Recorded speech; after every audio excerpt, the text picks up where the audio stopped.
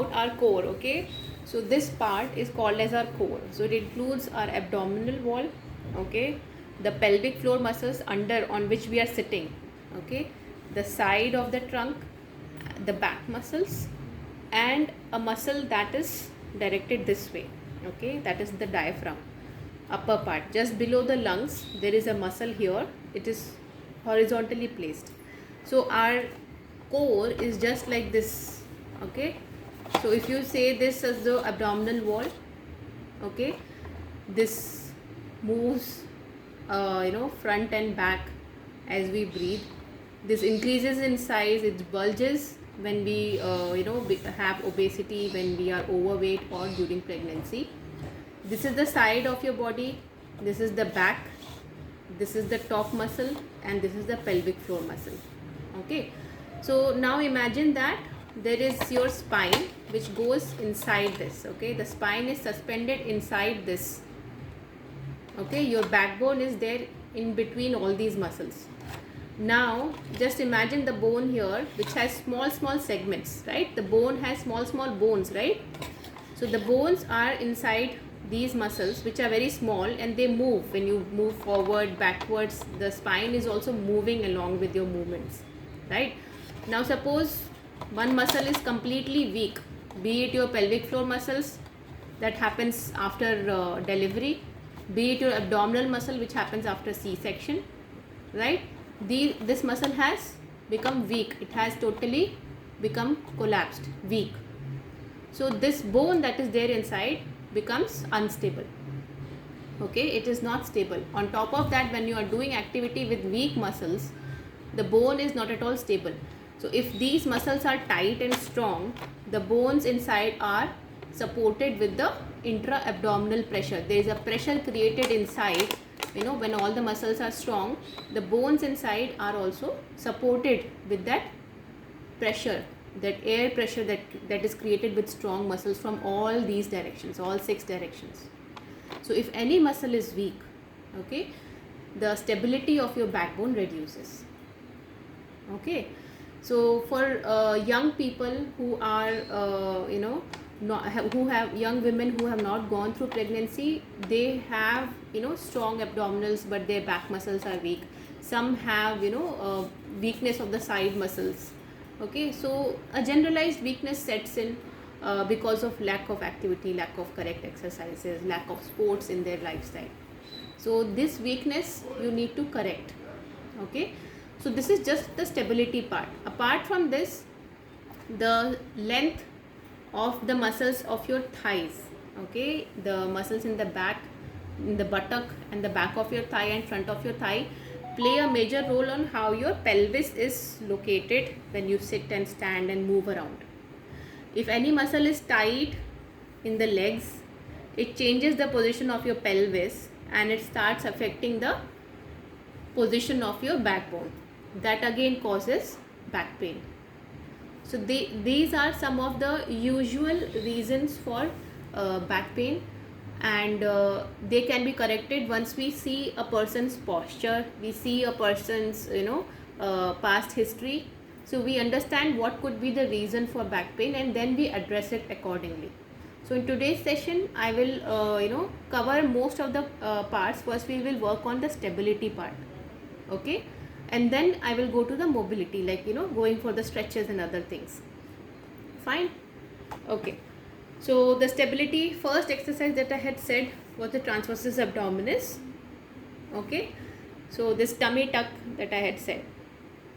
So what you need to practice, Purva, is pull in your tummy.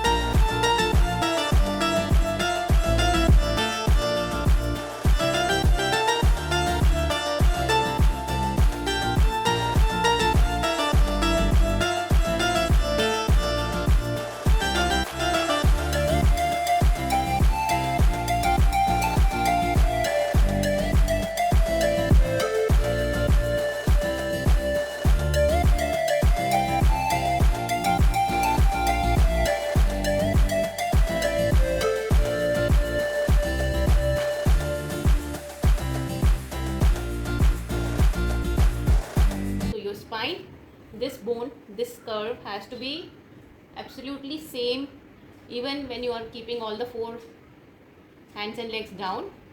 Even when you move, the curve here should be the same. It should not dip down. Understood? So you have to take care of this part. So you have to do it slowly. You cannot do it in speed. Okay? So maintaining this as straight when you do this will happen only when you tuck in your tummy nicely. So this should not happen. So some patients, they do it fast like this. They don't keep it tight. So this keeps on moving like this. So this movement should not happen. It should be stationary. This spine should be stationary, and in the stationary spine you have to move your hands and legs. Now with the pelvic floor muscle, you have to keep the book between your knees. Hold it. Don't let it fall. So now the book is between my knees. Okay, I'm holding it so that I don't let it fall. Now holding it, I have to lift up and go down. So this is for your pelvic floor muscles. Okay, so holding the book tightly, go up and come down. Up.